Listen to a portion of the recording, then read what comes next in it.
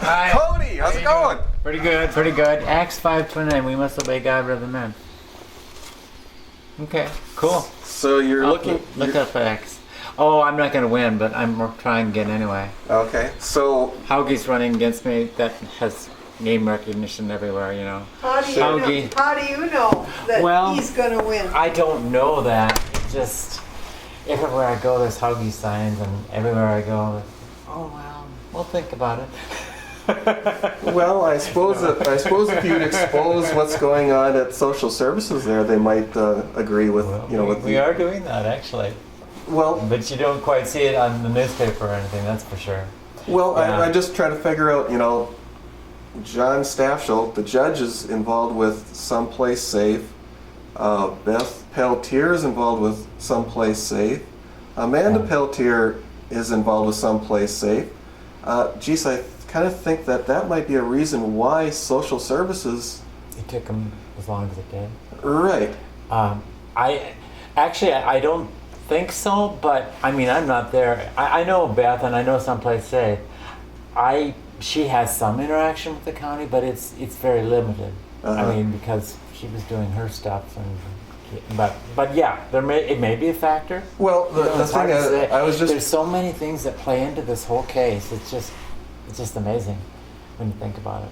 The family, the state laws, DHS regulations, county procedures, the social workers, the daycare people, the grandma. I mean, this thing is just full of angles that, any possibilities, but right. The kid got killed, and right. That's tragic.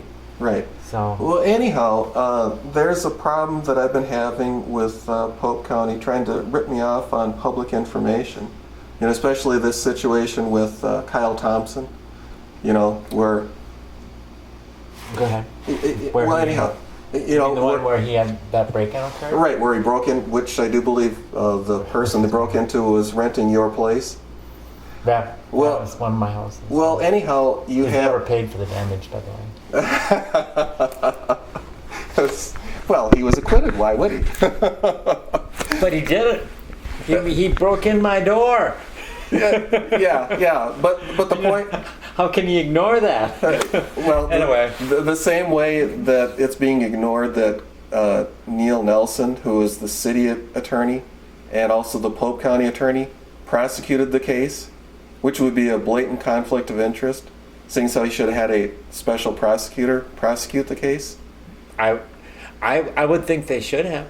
Yeah. Well, the thing is, I'll have to tell you, I stayed out of this whole thing clear out because they're members of my church, and I tell you, I know it happened, but it's really hard to believe.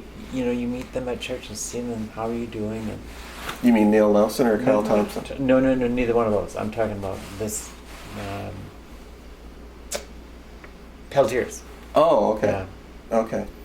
So I have kind of stayed clear of it until basically the newspaper story, and then I had to get involved as chairman of the board. We had to respond in some way, but it's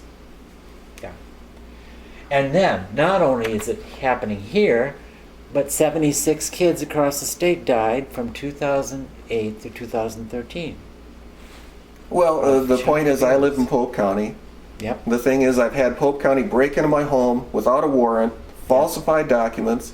Now you have Polk County, letting a kid get murdered. Yep.